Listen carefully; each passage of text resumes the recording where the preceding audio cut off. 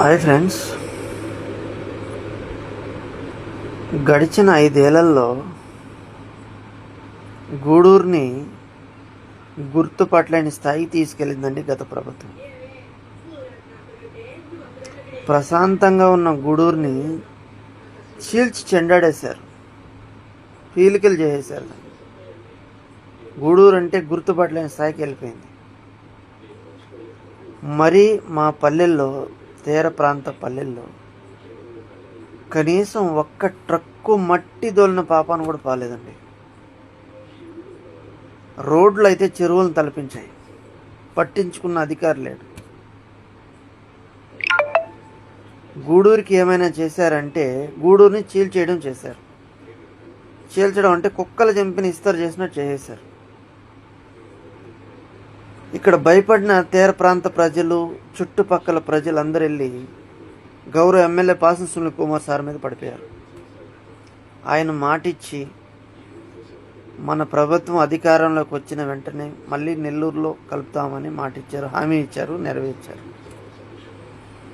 ఇక్కడ ఏంటంటే, ఇక్కడ మా ప్రాంత ప్రజలకి నాకు తెలిసినంత వరకు ఏ సమస్య వచ్చినా కూడా సరే అధికారం ఉండని, అధికారం లేకుండా కూడా పోని, పాసం సునీల్ కుమార్ సార్ తప్ప ఇంకెవరు తెలియదండి. గూడూరు తీర ప్రాంత ప్రజలకి, ఈ చుట్టుపక్కల కూడా కావచ్చు, సునీల్ కుమార్ సార్ తప్ప ఇంకెవరు తెలియదు. ఆయన పనులు కూడా అలాగే చేస్తున్నారు. నేను ఒక వీడియో కూడా చేశానండి, గతంలో వీడియో చూపించాను. ఎవరో ఒక బాధ్యతలకి వాళ్ళకి పని చేయాలని అధికారులను ఆదేశించడం కాకుండా మళ్ళీ తన పర్సనల్ నంబర్ కూడా ఇచ్చారండి.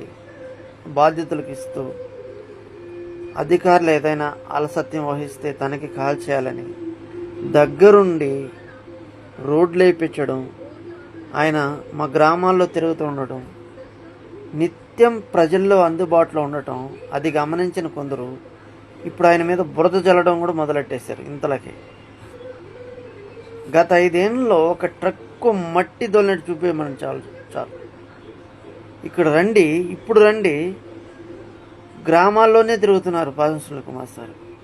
ఏ గ్రామంలో అయితే ఇబ్బందులు ఉన్నాయో ఖచ్చితంగా ఆ గ్రామంలో ప్రత్యక్షమవుతున్నారు.